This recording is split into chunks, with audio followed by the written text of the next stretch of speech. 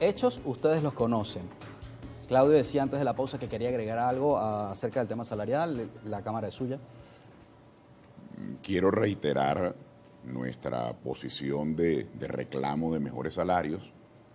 Quiero insistir en que hay una colcha inmensa, una franja muy grande de venezolanos que no son asalariados porque no tienen trabajo, porque no tienen empleo.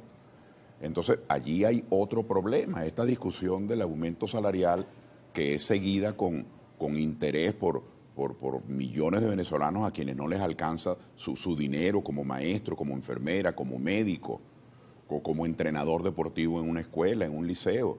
Está claro que ese aumento salarial es necesario, pero ¿y qué pasa con los no asalariados? ¿Qué pasa con millones de venezolanos que no tienen salario? Y está ocurriendo en el campo, en 19 estados del país. 17 viven fundamentalmente de la actividad agropecuaria, pero en 19 estados esto tiene incidencia. ¿Qué ocurre con nuestros campesinos que tienen tierra y no tienen para comer?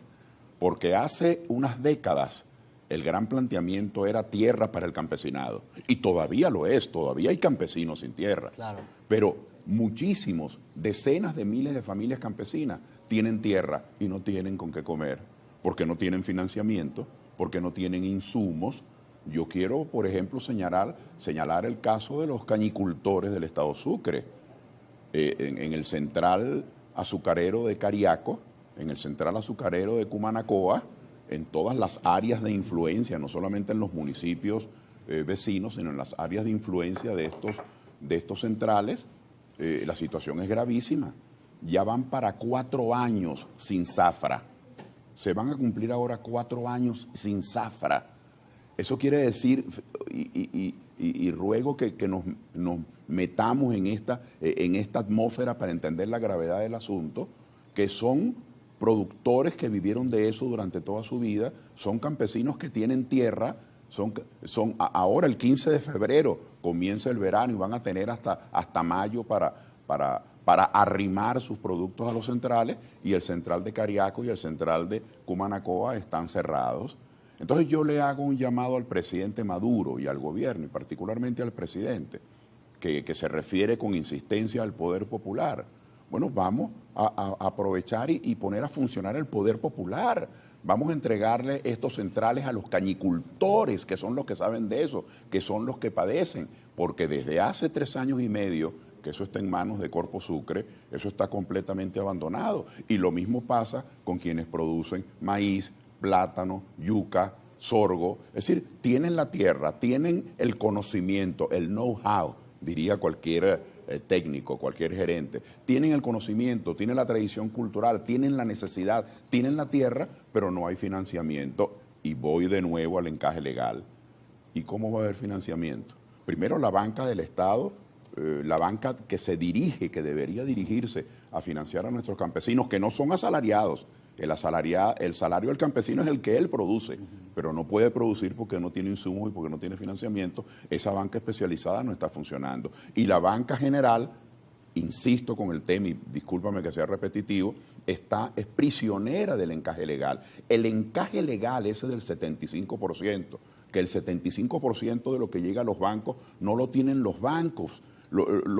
Hay que depositarlo, hay que apartarlo para el Banco Central, de tal manera que hay que reducir ese encaje legal a su mínima expresión para que pueda haber una sociedad con crédito. Si no hay dinero en manos de los productores, en manos de los campesinos, en manos de los comerciantes, en manos de los emprendedores, ¿con qué se va a generar empleo? ¿Con qué va a haber ingreso familiar? Así que no podemos excluir, no podemos sacar el debate del aumento de salario de una política antiinflacionaria. Tenemos que producir. Si no hay producción, si no entran divisas al país, ¿cómo se va a mantener, cómo se va a regular el cambio del dólar, la paridad del dólar y el bolívar, si no entran divisas, si no hay producción? De tal manera que la situación reclama un cambio, pero la situación no reclama más insultos, más ofensas, más conflictos, reclama cambiar de política, y eso es lo que en Soluciones planteamos. Brevemente quisiera, antes de ir a la pausa también, preguntarle acerca del discurso del presidente y la entrega de memoria y cuenta ante el Parlamento recientemente. ¿Qué ponderación se puede hacer acerca de estos resultados? Él habla de avances significativos, mientras lo que estamos viendo en la calle, pues también ya lo sabemos. Bueno, mi visión brevemente, el presidente de la República ha utilizado el escenario de su mensaje anual, de su memoria y cuenta, para fijar una posición política. Es decir, esa es la orientación. Fijó una posición política contra el bloqueo, contra las sanciones, fijó una posición política de ratificar su compromiso con hacer rectificaciones, con promover cambios. Sin embargo, lo que muchos venezolanos esperamos, y es lo que yo creo que debe volver a hacerse, es que ese momento de la memoria y cuenta sea para eso, para rendir cuenta, independientemente de que las cuentas que se rindan puedan traer sus propias excusas. Mire, se hicieron tantos metros de carretera, no se pudieron hacer más, diga usted por el bloqueo.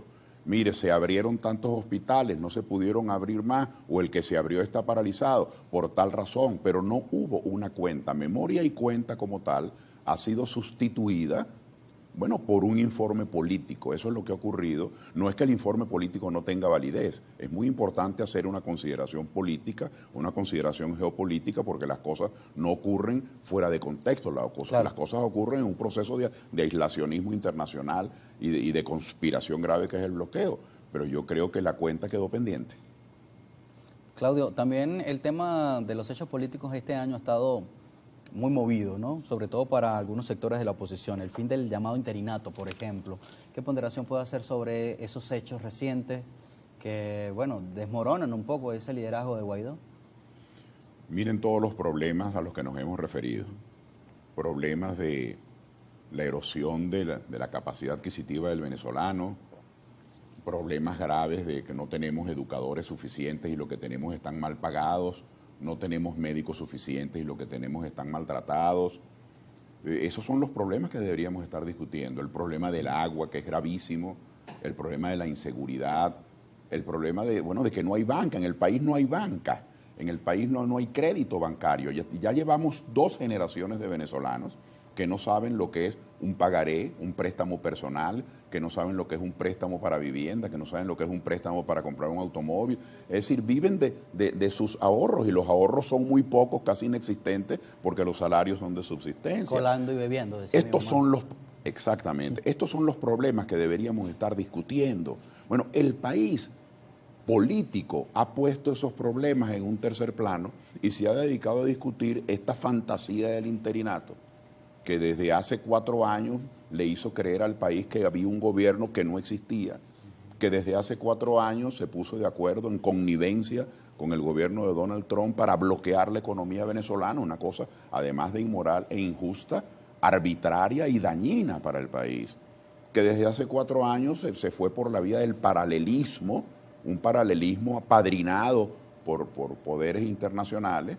Ahora, todo eso que nos llevó al país es una confrontación extrema y que además no es que esa fuese la única razón, pero le brindaba al gobierno el argumento de que vivía bajo una permanente conspiración y acecho. Bueno, todo eso fueron 4 años perdidos, 4 años de retroceso, porque hoy sus propios promotores, quienes alababan el interinato y a quienes éramos críticos de esa mentira, bueno, los difamaron hasta decir basta. Hoy ellos mismos andan denunciando cualquier cantidad de irregularidades, de tropelías. Es decir, han sido 4 años muy tristes, muy tristes.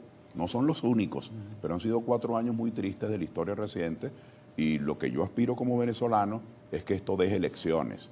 El camino no es la violencia, el camino no es el paralelismo institucional, el camino no es traicionar la bandera nacional, traicionar la soberanía y convertirse en un títere de una potencia extranjera para obtener la satisfacción o la ambición de un poder particular. Ese no es el camino. El camino es luchar, el camino es bregar, el camino es la democracia, es debatir, es traer proyectos, es aliarse, es presentar soluciones, es competir, se pierde, se gana, pero el camino es construir un país y no destruirlo. Yo siento, duele mucho estos 4 años de deterioro de la política, porque la gente, dentro de la desesperación, el hambre, los problemas, la gente puso su ilusión en quienes le ofrecían como una vara mágica que la salida era mañana, que esto se terminaba así. Y no es que la gente sea estúpida, pero la gente, dentro de su desesperación, decía, bueno, voy a confiar en esto, y les mintieron. Una luz ahí. Estaban diciendo mentiras, claro. Y eso no solamente estaban diciendo mentiras, sino que le pusieron una daga en el cuello al país con esto del bloqueo. Fíjese usted, a finales del año pasado, se firmó ese convenio en México, ese acuerdo, supuestamente para que a Venezuela se le liberaran los primeros 3.000 millones de dólares. Bueno, ya vamos por 15 de enero y nada de eso ha ocurrido. Tenemos que hacer una pausa. Esos son los problemas. Pero cuando regresemos seguimos profundizando y sobre todo qué debe hacer la oposición venezolana para arreglar este